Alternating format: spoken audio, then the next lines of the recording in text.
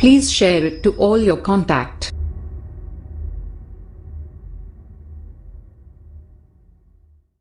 بسم اللہ الرحمن الرحیم۔ ابتلاء کعب بن مالک رضی اللہ تعالی عنہ، حضرت کعب بن مالک رضی اللہ تعالیٰ عنہ کی آزمائش۔ ابتلا یبتلی، ابتلاء کے معنی آزمانا۔ یہ پورا واقعہ ہے کہ غزوہ تبوک کے موقع پر کچھ صحابہ کچھ معذرت کی بنیاد پر پیچھے رہ گئے تھے، تو اس وقت ان صحابہ کی گویا کہ آزمائش اور امتحان ہوا، تو اس امتحان میں حضرت کعب بن مالک رضی اللہ تعالیٰ عنہ پورے طور پر کامیاب ہو گئے۔ تو اس کا نقشہ اس سبق میں بیان کیا گیا ہے۔ قال کعب، حضرت کعب فرماتے ہیں، لم اتخلف عن رسول اللہ صلی اللہ علیہ وسلم فی غزوۃ غزاها الا فی غزوۃ تبوک، کہ میں رسول پاک صلی اللہ علیہ وسلم سے کسی ایسے غزوے میں پیچھے نہیں رہا جس کو آپ صلی اللہ علیہ وسلم نے کیا، مگر غزوہ تبوک میں۔ غزا یغزو غزوۃ معنی جہاد کرنا، غزوہ کرنا۔ غیر انی کنت تخلفت فی غزوۃ بدر، باوجود ہے کہ میں غزوہ بدر میں پیچھے رہ گیا تھا۔ ولم یعاتب احد، لیکن اس موقع پر کسی کو ملامت اور کسی کو سرزنش نہیں کی گئی تھی۔ کیوں؟ اس لیے کہ وہاں اس موقع پر جو پیچھے رہ گئے تھے صحابہ، تو وہ ایک ایسی مجبوری تھی کہ کوئی قابل قبول گویا وہ عذر تھا جس کی بنیاد پر کسی کو ملامت نہیں کی گئی تھی۔ کیوں؟ انما خرج رسول اللہ صلی اللہ علیہ وسلم یرید عیر قریش، کیونکہ رسول پاک صلی اللہ علیہ وسلم قریش کے قافلے کے ارادے سے نکلے تھے۔ اس وقت یہ بات چلی تھی غزوہ بدر کے موقع پر کہ کفار کا ایک تجارتی قافلہ جو آ رہا ہے اور وہ اس کے ذریعے سے مسلمانوں کے خلاف اس تجارتی مال کے ذریعے سے بہت بڑی مدد کی جائے گی مسلمانوں کے خلاف، تو اس قافلے کو روکنے کے ارادے سے آپ صلی اللہ علیہ وسلم نکلے تھے، اور اچانک وہ پورا پانسا پلٹ گیا اور معرکہ بدر پیش آ گیا تھا۔ تو اس وقت کسی کو ملامت نہیں کی گئی تھی جو اس میں شریک نہیں تھا۔ حتی جمع اللہ بینہم وبین عدوہم علی غیر میعاد، یہاں تک کہ اللہ تبارک و تعالیٰ نے ان کے درمیان اور ان کے دشمنوں کے درمیان غیر مقررہ وقت پر ان کو جمع کر دیا، ان کے آپس میں بھیڑا دیا۔ یعنی یہ جنگ گویا کہ اچانک پیش آ گئی تھی جس کی وجہ سے کسی کو ملامت نہیں کی گئی تھی۔ وَلَقَدْ شَهِدْتُ مَعَ رَسُولِ اللَّهِ صلی اللہ علیہ وسلم لَيْلَةَ الْعَقَبَةِ حِينَ تَوَاثَقْنَا عَلَى الْإِسْلَامِ، اور حالانکہ میں رسول پاک صلی اللہ علیہ وسلم کے ساتھ شریک تھا لیلۃ العقبہ کے موقع پر، جس وقت ہم نے اسلام پر معاہدہ کیا تھا۔ لیلۃ العقبہ ایک بیع ہے جو اسلامی تاریخ میں مشہور ہے، جس میں کچھ لوگ مل کر انہوں نے عہد کیا تھا کہ ہم اسلام کو قبول کرتے، اسلام پر جمے رہیں گے اور اللہ کے رسول کا ہر موقع پر ہم ساتھ دیں گے۔ وما احب ان لی بہا مشہد بدر، اور میں نہیں چاہتا کہ میرے لیے لیلۃ العقبہ کے مقابلے میں بدر کی شرکت ہو۔ وَإِنْ كَانَتْ بَدْرٌ أَذْكَرَ فِي النَّاسِ مِنْهَا، اگرچہ بدر لوگوں میں لیلۃ العقبہ سے زیادہ مشہور ہے۔ یعنی بدر اسلامی تاریخ میں اس کا بہت بڑا مقام ہے۔ جنگ بدر چونکہ اسلام کی یہ پہلی جنگ تھی اور اس میں گویا کہ میری شرکت نہیں تھی، یہ حضرت کعب فرماتے ہیں، لیکن چونکہ میں لیلۃ العقبہ میں موجود تھا تو لیلۃ العقبہ میں میرا شریک ہونا یہ میرے لیے فخر کی بات تھی، اس کے مقابلے میں کہ میں بدر میں شریک نہیں تھا۔ بہرحال اب یہاں سے وہ گویا کہ اپنا پورا جو ہے وہ تبوک کے موقع پر کیوں پیچھے رہ گئے اور کیا ان کے ساتھ معاملہ پیش آیا اور اللہ کے نبی نے ان کی کیا سرزنش کی، وہ پورا واقعہ بیان کر رہے ہیں۔ کان من خبری انی لم اکن قط اقوی ولا ایسر، میرے خبر میں سے، میرے قصے میں سے یہ ہے کہ میں کبھی بھی طاقتور ولا ایسر اور کبھی بھی خوشحال، یسرن سے مشتق ہے، اس میں تفضیل کا صیغہ ہے، اور کبھی بھی خوشحال نہیں تھا، حین تخلفت عنہ، جس وقت میں اللہ کے نبی سے پیچھے رہا، فی تلک الغزوتی، اس غزوے میں، اس غزوے میں میں جتنا خوشحال تھا اتنا کبھی بھی میں خوشحال اور طاقتور نہیں رہا تھا، لیکن پھر بھی میں شریک نہیں ہو سکا۔ وجہ کیا تھی؟ واللہ مجتمعت عندی قبلہ راحلتان قط، اللہ کی قسم میرے پاس اس سے پہلے کبھی بھی دو سواریاں جمع نہیں ہوئی، یہاں تک کہ اللہ تبارک حتی جمعتہما فی تلک الغزاتی یا فی تلک الغزوتی، یہاں تک کہ میں نے ان دو سواریوں کو جمع کر لیا اس غزوے میں، یعنی جنگ تبوک کے موقع پر میرے پاس دو سواریاں تھیں، اس سے پہلے دو سواریاں کبھی رہی نہیں تھی۔ وَلَمْ يَكُنْ رسول اللہ صلی اللہ علیہ وسلم يُرِيدُ غزوة إِلَّا غَرَّ بِغَيْرِهَا، اور رسول پاک صلی اللہ علیہ وسلم کسی غزوے کا ارادہ نہیں کرتے تھے مگر اس کے علاوہ کے ذریعے سے توریہ کرتے، یعنی اللہ کے نبی کا معمول تھا کہ جب بھی کوئی مارکہ وغیرہ لڑنا ہوتا، کسی غزوے میں جانا ہوتا تو توریہ سے کام لیتے، یعنی اشارے اور کنایوں میں بات کرتے تاکہ دشمن کو پہلے سے اس کی اطلاع نہ ہو جاوے اور مسلمان گویا کہ جنگ کے لیے تیار ہو جاوے، تو اس کو توریہ بولتے۔ توریہ کہتے ہی کنایے میں کسی بات کو کرنا۔ حتی کانت تلک الغزوۃ، یہاں تک کہ وہ غزوہ، یعنی مراد غزوہ تبوک، یہاں تک کہ وہ غزوہ غزاها رسول اللہ صلی اللہ علیہ وسلم فی حر شدید، جس کو رسول پاک صلی اللہ علیہ وسلم نے سخت گرمی کے موسم میں کیا، واستقبل سفرا بعیدا، اور آپ کو ایک لمبے اور دور دراز سفر کا سامنا تھا، کیونکہ تبوک مدینہ سے بہت دور تھا تو بہت لمبا سفر تھا، ومفازا، اور بہت بڑے ریگستان کا ان کو سامنا کرنا تھا، وعدوا کثیرا، اور بہت بڑے دشمنوں کا سامنا تھا، فجل للمسلمین امرہم، تو رسول پاک صلی اللہ علیہ وسلم نے مسلمانوں کے لیے اپنے معاملے کو ظاہر کر دیا، یعنی اس موقع پر توریہ سے کام نہیں لیا بلکہ صاف صاف اعلان کر دیا کہ تبوک کے لیے نکلنا ہے اور وہاں جنگ کرنا ہے۔ لیتأہبوا اہبۃ، تاکہ مسلمان پورے طور پر تیار ہو جاوے، پوری تیاری کر لے، لیتأہبوا اہبۃ غزوہم، تاکہ مسلمان اپنی غزوے کی پوری تیاری کر لے، فأخبرہم بوجہۃ الذی یرید، تو اللہ کے نبی نے مسلمانوں کو بتلا دیا اس سمت اور اس جہت اور اس مقصد کے بارے میں جو آپ چاہتے تھے، یعنی پورے طور پر صاف صاف توریہ سے کوئی کام لیا نہیں۔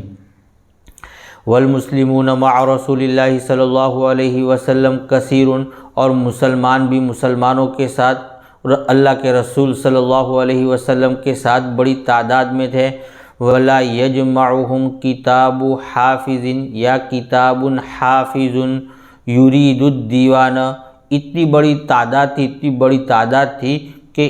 ان کو کوئی حفاظت کرنے والی کتاب، یعنی مراد رجسٹر، یعنی الدیوان خود ہی واضح ہو رہا ہے، تشریح کی جا رہی ہے، یعنی دیوان رجسٹر جو ہے ان کو جمع نہیں کر سکتا تھا، چونکہ جنگوں میں اس موقع پر جایا کرتے تھے لوگ تو سب کے نام وغیرہ لکھے جاتے تھے تاکہ پتہ چلے کہ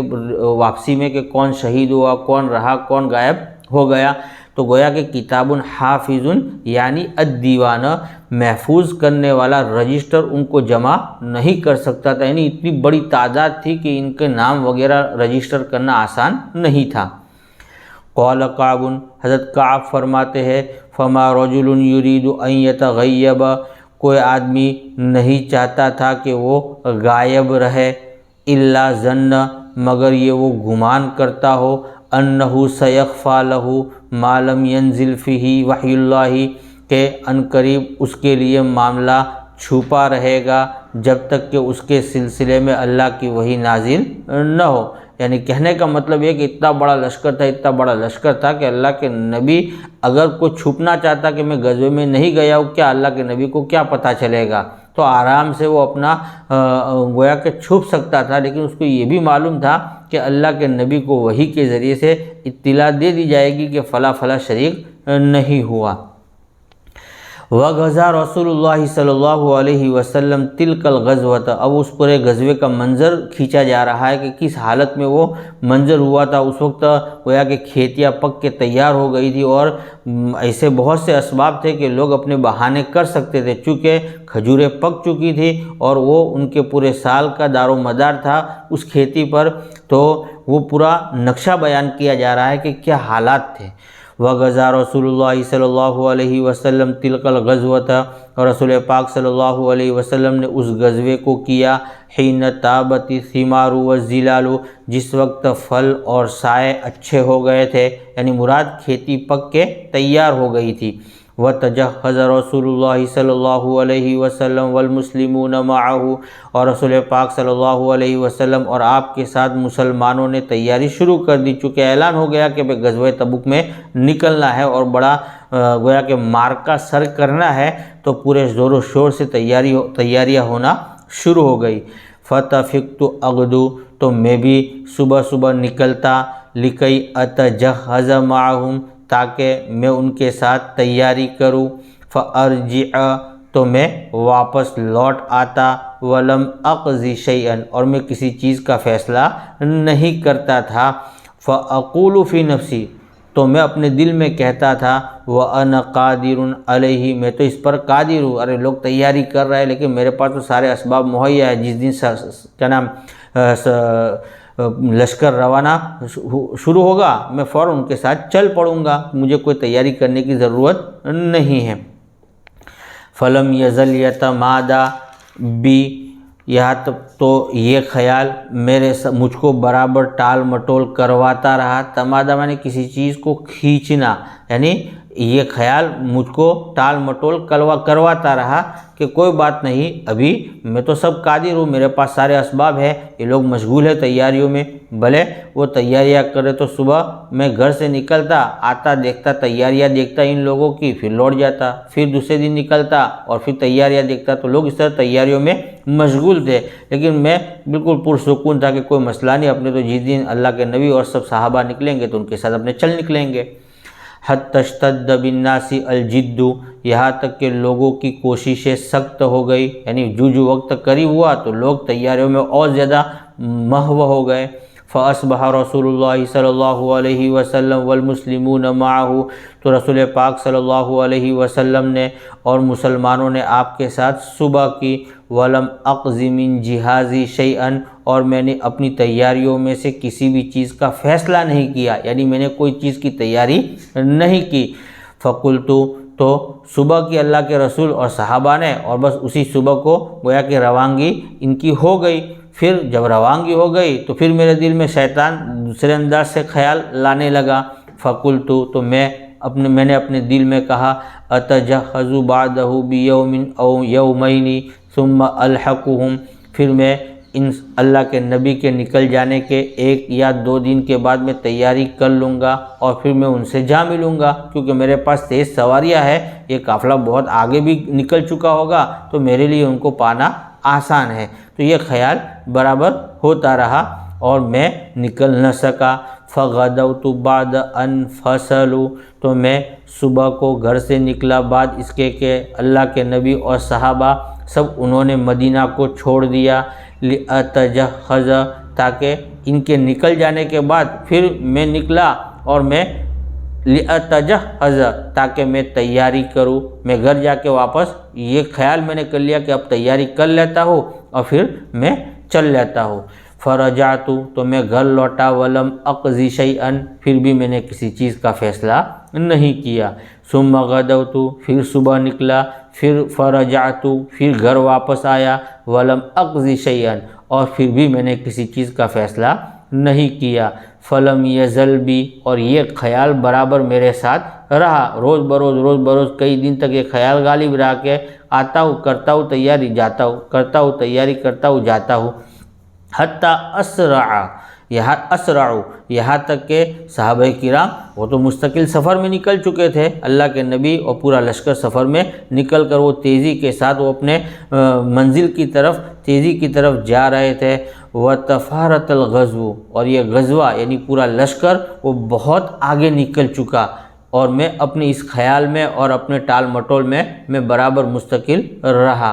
وَحَمَمْتُ اور میں نے ارادہ کیا ان ارتحل کہ میں کوچ کروں، فَأُدْرِكَهُمْ تاکہ میں ان کو پالوں۔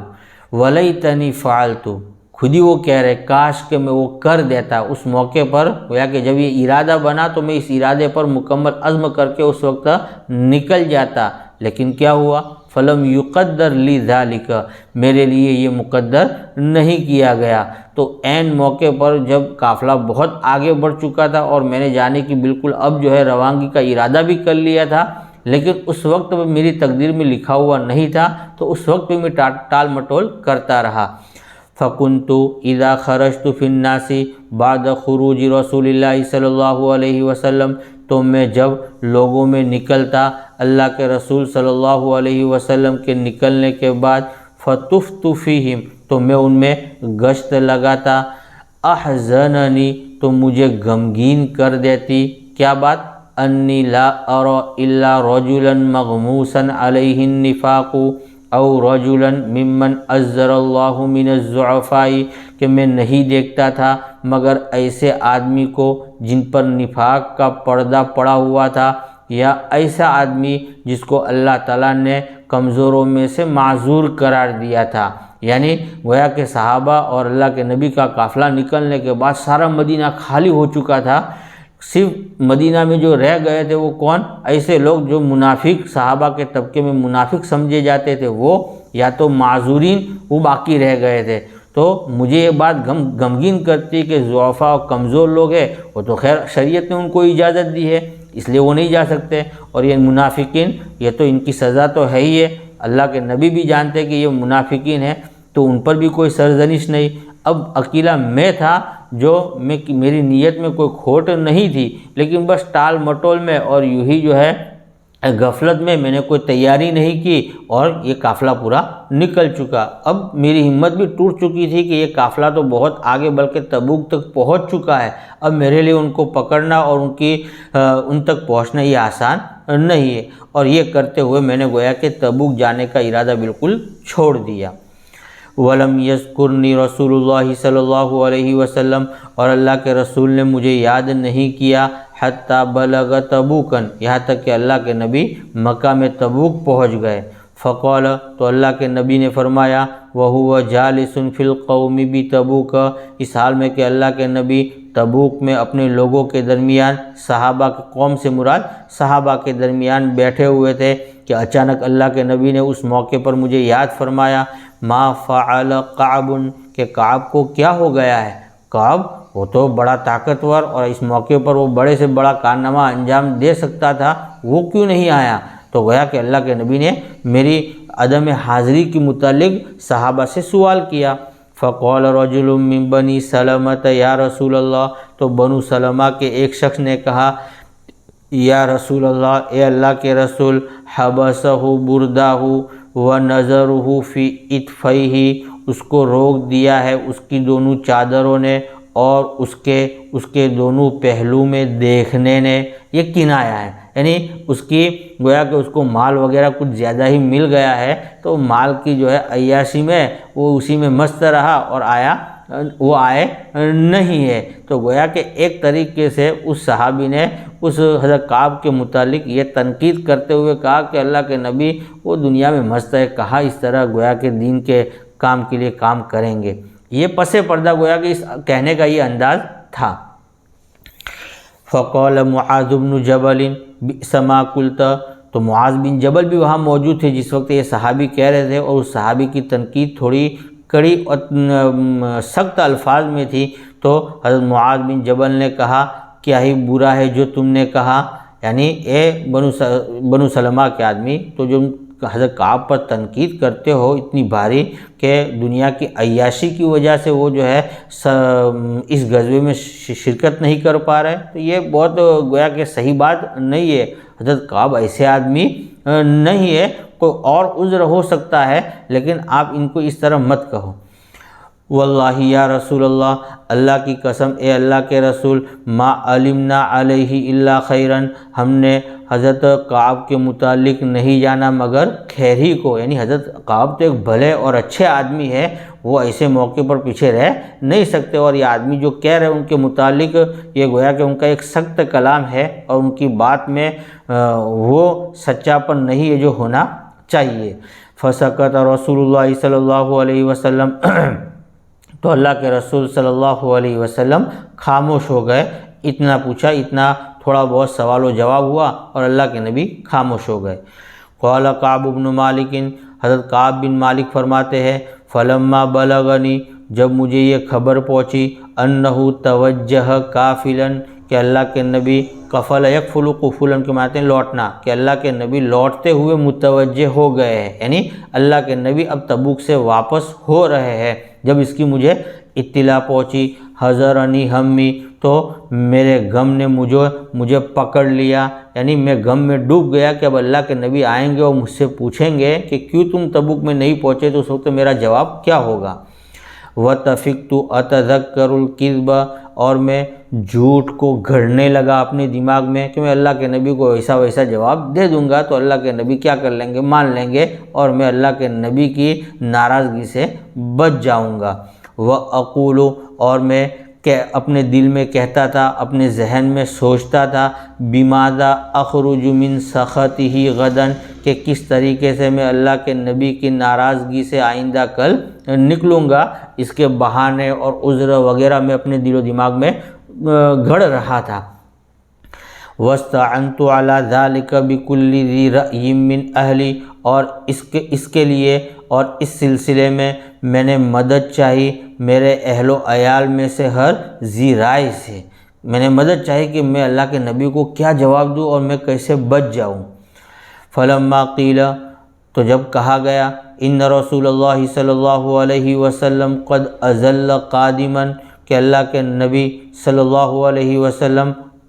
ان کی آمد بہت قریب ہو چکی ہے، اذل یذل اذلال کے معنی قرب، ان کی آمد قریب ہو چکی ہے۔ زاح ان الباطل، تو مجھ سے باطل چھٹ گیا، یعنی جو میرے دل و دماغ میں یہ خیال جو آ رہے تھے کہ میں اللہ کے نبی کے سامنے یہ جھوٹ گڑھ لوں گا، تو اس وقت میں نے سب یہ باطل ہٹا دیا کہ نہیں، جو کچھ ہوگا میں اللہ کے نبی کے سامنے صاف صاف کہہ دوں گا اور کوئی بہانہ بازی کروں گا نہیں۔ وعرفت، اور میں نے جان لیا انی لن اخرج منہ ابدا بشیء فیہ کذب،